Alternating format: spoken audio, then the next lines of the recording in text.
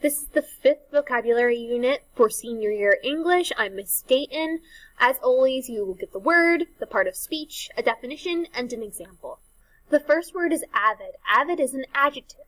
The definition is devoted, enthusiastic, urgently eager. So, for example, she's an avid reader of science fiction, always reading literary reviews in the newspaper.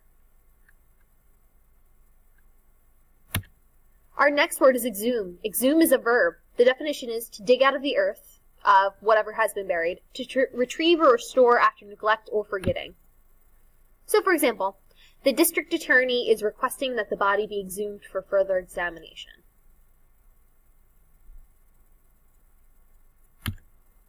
Our next word is acquisitive. Acquisitive is an adjective. The definition is having a strong desire to own or acquire more things, greedy, grasping. So, for example, his acquisitive wife left him for an architect in San Diego.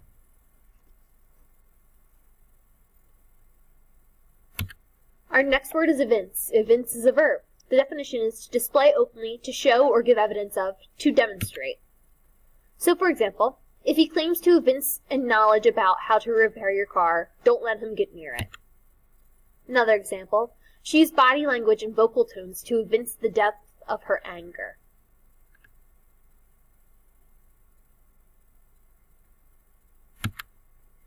The next word is effrontery. Effrontery is a noun. The definition is disrespectful but confident behavior, shameless boldness, imprudence, insolence.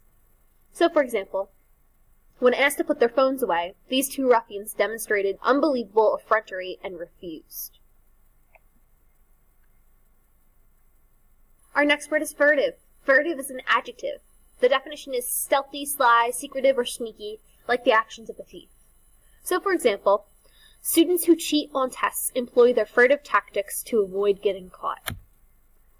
Another example, when my family went out to lunch, the furtive dog pawed his way up the counter and snagged a bone. Our next word is distraught. Distraught is an adjective. The definition is very upset, agitated. So, for example, a distraught woman screamed and cried for help. Our next word is diminution. Diminution is a noun. The definition is reduction in size, importance, value, the act or process of diminishing.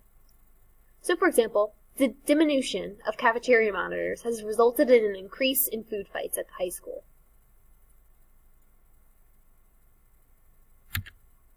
Our next word is arrogate. Arrogate is a verb. The definition is to take claim in a way that is not fair or legal or justified. So, for example, the gang is trying to arrogate the public park and turn it into their private meeting space. As another example, because the toddler believes she can have whatever she wants, she often attempts to arrogate the toys of other children. Our next word is feckless. Feckless is an adjective. The definition is without purpose, ineffective, incompetent, irresponsible, or lazy. So, for example, Erin had come to accept the fact that her parents would always think that every boyfriend was a feckless loser, no matter how smart and successful he might be.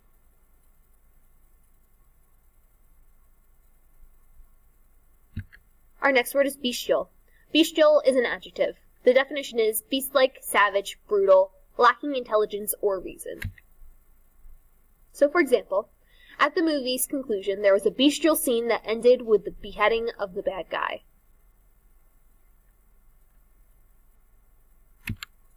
Our next word is garish. Garish is an adjective. The definition is tastelessly showy, excessively or offensively bright or vivid.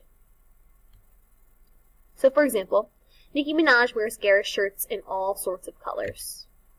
Here's another example. For many Christians, the excessive use of nudity in the movie was quite garish.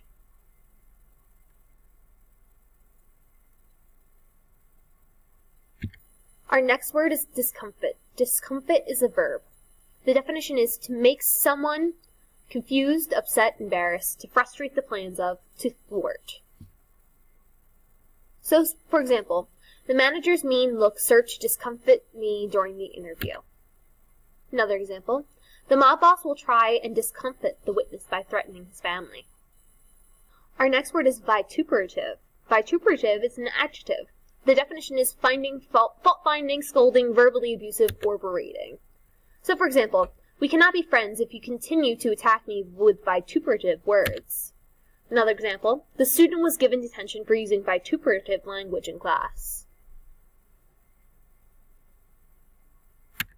And finally, our last word is carping.